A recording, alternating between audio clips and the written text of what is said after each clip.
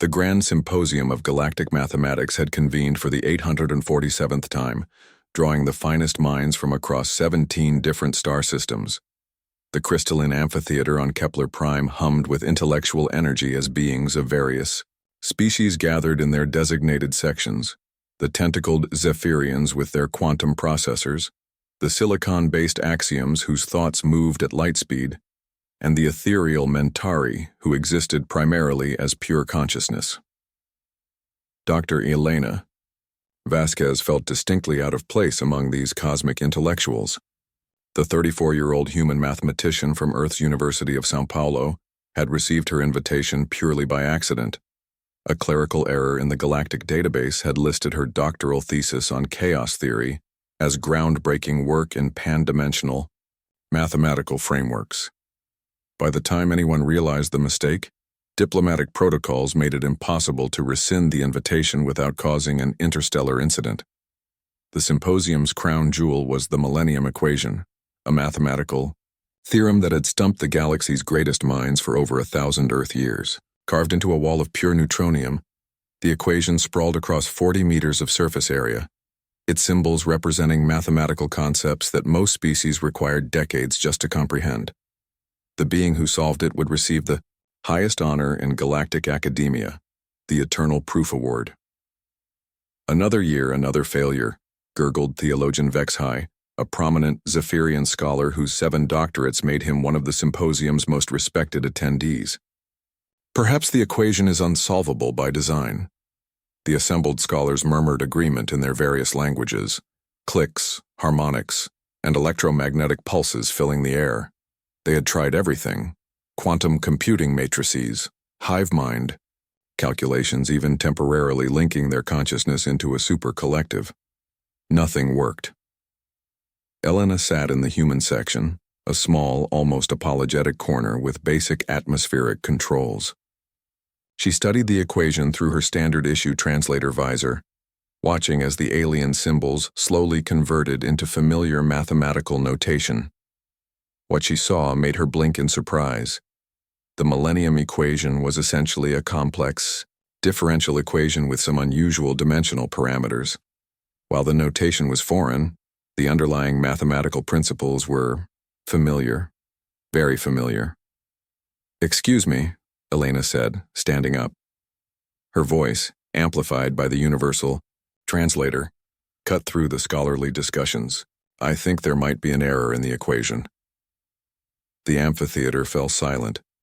3,000 of the galaxy's most brilliant minds turned to stare at the lone human. The silence stretched uncomfortably long. High Scholar Zixathara, a being of pure energy who served as the symposium's moderator, pulsed with what the translator interpreted as amusement. "Young human, this equation has been verified by 17 different civilizations across multiple mathematical frameworks. Perhaps you misunderstood something?" Elena felt her cheeks burn, but she pressed on. "I understand the notation might be advanced, but if I'm reading this correctly, you've got a sign error in the 7th differential and you're missing a normalization constant." The silence that followed was deafening. Several scholars began emitting what their respective species considered expressions of disbelief or offense. Furthermore, Elena continued, pulling out her tablet, a primitive device by galactic standards.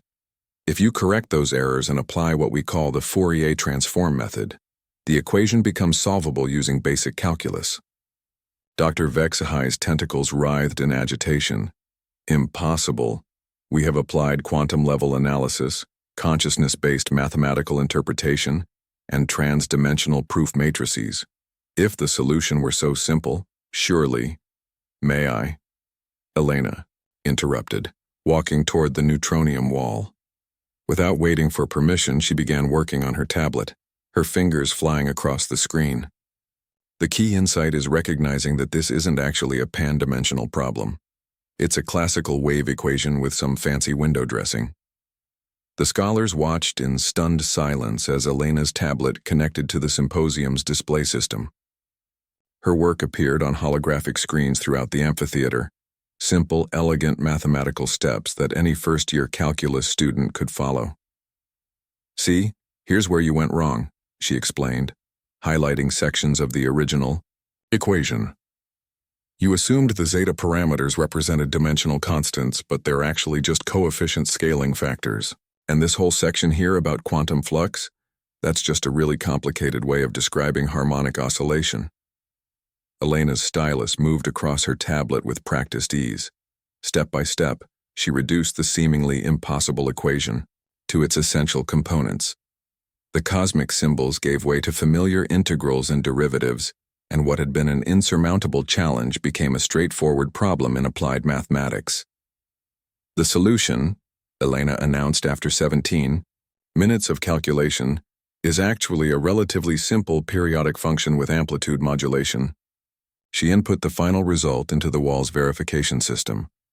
The neutronium surface pulsed green, the universal signal for a correct solution. The amphitheater erupted in chaos. Scholars began frantically checking Elena's work on their own advanced systems, while others simply stared in disbelief at the glowing confirmation. Several Axiom delegates had to be rebooted after their processors overheated trying to reconcile what they had witnessed.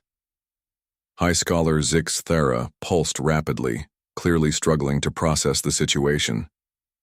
This is unprecedented. A problem that has challenged our greatest minds for a millennium, solved by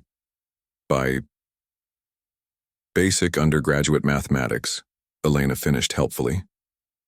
We teach this method in second-year courses back on Earth. Dr. Vexhai approached Elena, his tentacles trembling.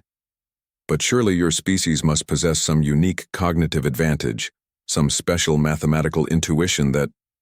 Elena shook her head. Not really. We just approach problems differently. You all seem to be making it way more complicated than it needed to be. As news of the solution spread through galactic academic networks, Elena found herself surrounded by beings, desperate to understand how such a simple approach had eluded them for so long. The answer, she realized, lay not in human superiority, but in human stubbornness. The uniquely Terran tendency to assume that the most elegant solution was probably the correct one. Later, as Elena accepted the Eternal Proof Award, the first human to receive any galactic academic honor, she couldn't help but smile. The galaxy had spent 1,000 years overthinking a problem that any decent mathematician could solve with a calculator and a cup of coffee. Perhaps she thought that was the most human thing of all.